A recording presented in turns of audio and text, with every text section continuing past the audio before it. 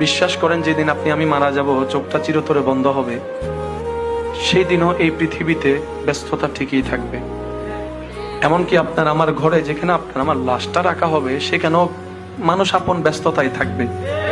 হয়তো কারো মোবাইলের মধ্যে বিজনেসের কল আসবে, বিজনেসের কলটার কথা বলবে, হয়তো সামনে না বললো একটু পিছনে গিয়েও হলো বলবে। কেউ বা জিজ্ঞেস করবে জানাজার টাইম কয়টায়। আবার টাইমটা শুনে অনেকে আবার রাগও দেখাতে পারে, একটু তাড়াতাড়ি করলে কেন ভালো হয়, আমাদের দূরের পথে যেতে হবে। অনেকে বলবে আগামীকাল সকালে আমাকে একটু মিটিং আছে কিংবা ওই জায়গায় যেতে হবে। অথচ এই মানুষটাকে দুনিয়ার চোখে শেষবারের মতো দেখার সুযোগ আর দেখার কোনো সুযোগ নাই।